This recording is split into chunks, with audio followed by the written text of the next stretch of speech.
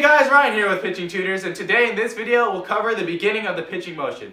If you haven't done so already, check out our coming set video because here we'll pick up from the set position.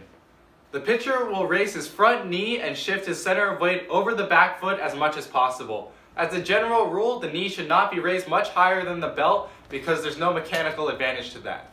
Some kids like to raise their knees really high for style purposes or because they see a pro player doing it.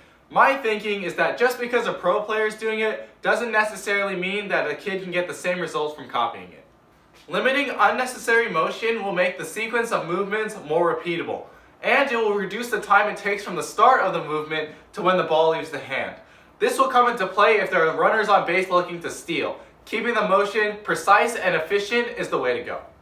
A common mistake is that a player doesn't load all of his weight over his back foot after he raises his front knee. This may happen for a variety of reasons. He may be anxious to get rid of the ball as soon as possible, so he rushes his movement, or he may not know that it's important to load up over the back foot.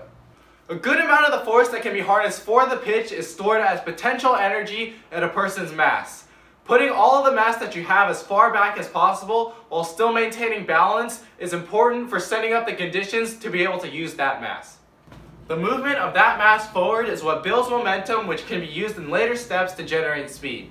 Think of it in terms of batting. You want the bat behind you and around the back so it has enough room to accelerate as it approaches the ball. You wouldn't hold the bat mid-swing and hit the ball like that unless you were bunting and didn't want to generate much force.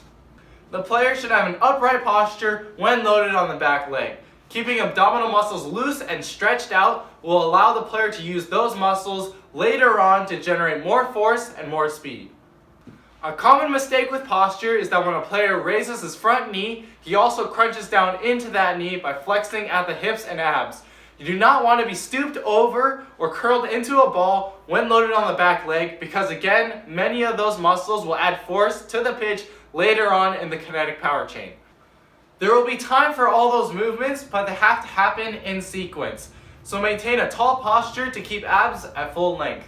Some kids have a tendency to slightly lean forward, so make sure to correct them often and as soon as you see it. A good trick before you pitch is to stick your belly out a little and look up at the sky.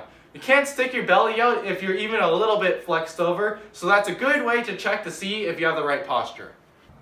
Looking up at the sky will naturally straighten the spine and keep it from curling into a ball. When doing the knee raise, the hand should still be together and in the spot above the belly button but below the chest. In the beginning, have the player hold this position for longer than what is necessary for an actual pitch because you want to develop their sense of what the exact position should feel like every time. In reality, the player would only hold this position for a split second during a live pitching situation.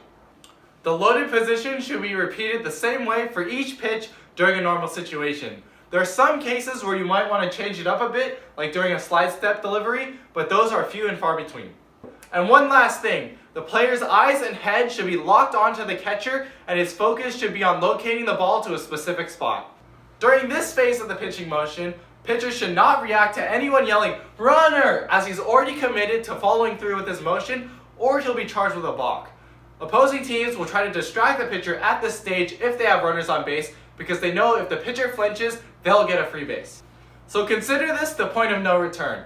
Once you're loaded, you have to deliver. Though in really close games where the pressure is high, even the experienced pitcher may fall victim and come out of his motion reacting to a runner stealing a base.